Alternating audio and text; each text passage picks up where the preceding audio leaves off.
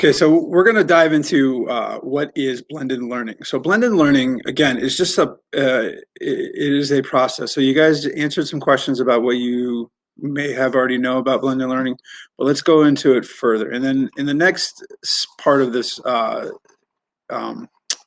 presentation, you will go through and look at models of blended learning. But let's first define what is blended learning. So blended learning, first thing, why am I going to blended learning, right? So the first thing, the obvious reason is COVID, right? COVID presented many challenges to teachers, many challenges to students. And so that's one of the reasons why I'm moving towards this blended learning model.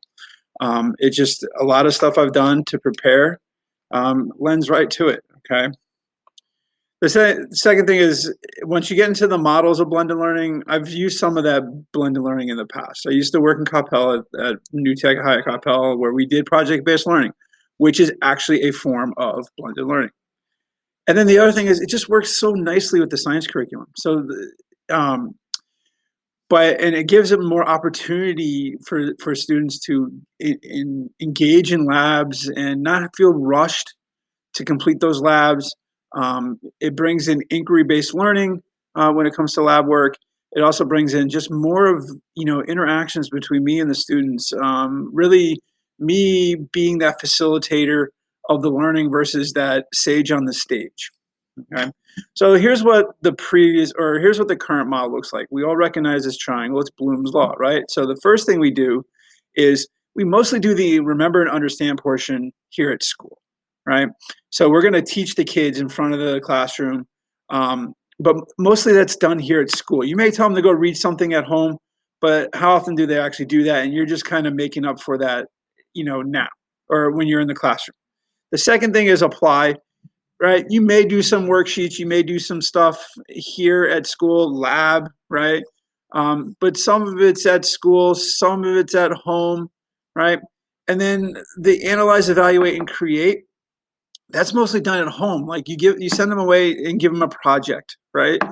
They go home and do it, right? Where you have no help, where it's mostly their parents or guardians that are really helping them, okay? But what does blended learning do? So blended learning takes this triangle and spins it around and really flips it, okay? What does blended learning do, right? So you're going to take the remember and the understand parts of the Bloom's taxonomy triangle, and you're going to do that at home. You're going to have them read. You're going to have them watch videos. You're going to have them take their own notes, which then opens up the rest of your day at school to do the apply, analyze, evaluate, and create. Labs, right? Analyzing lab data. Creating something of a project, right? Creating an end product. And so that's what blended learning does. So now, what exactly is blended learning? So there's three components that really define what blended learning is, right? The first thing is there's some elements of online learning. It could be watching a video, right? That's the flipped classroom model. It could be doing stuff in station rotation or lab rotation. These are all models of blended learning. And you'll see that there's like an enhanced virtual model as well. But also, you're going to have that supervised brick and mortar location, right? They're going to come into the classroom where you're going to still supervise them. You're going to do the work and you're going to help them do the work. And then there's integrated learning experiences, right? It's not just sitting at your desk, right? And the teacher just hitting you with all this information, okay?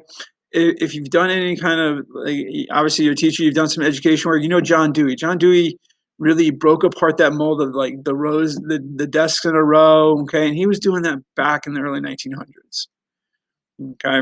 So a lot of times teachers will put this and say, okay, we're going to blend it all together, right? So we're going to blend these three things, the elements of online learning, the supervised brick and mortar, and then the integrated learning experiences, and this is how we're going to now present our material to the students. Okay, so we have online learning. We're going to do it here at school too, and then we're going to integrate it to provide these learning experiences.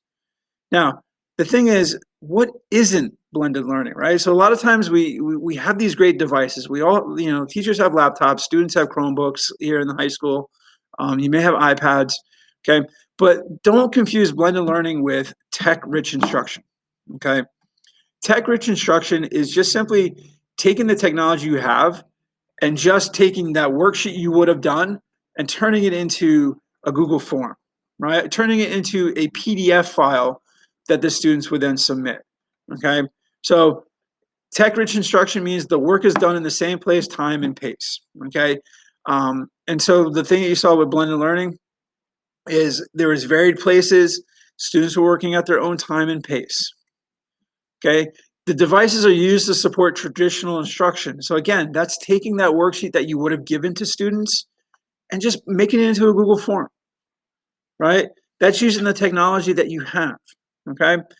And then the classrooms, we just simply enhance traditional learning experiences, okay? So again, we're just taking that stuff that we've already done and just putting it on a computer, on a Chromebook, on an iPad, okay?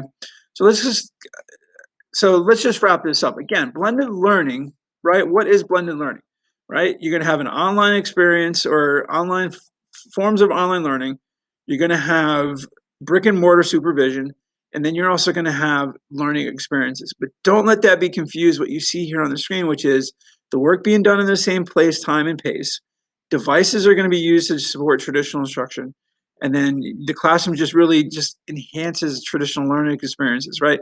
We want the students to experience something broader than just sitting at a desk, right? Doing a traditional lab, right? And here teaching physics, right? I call them cookie cutter labs. If I can go to a workbook, rip that workbook, a page out of a workbook and just give it to the students, that's not blending the learning. Giving the students a problem, having them work through and give, a procedure, right? A procedure for that lab to get that problem, answered, right? If it's a question or this problem solved, and then doing your analysis and creating something to get, there's got to be something tangible in the end. Okay. Now, again, in the next video, you're going to look at some of these different models. I mentioned some of them here in this video, but we're going to dive a little bit deeper into the blended learning models.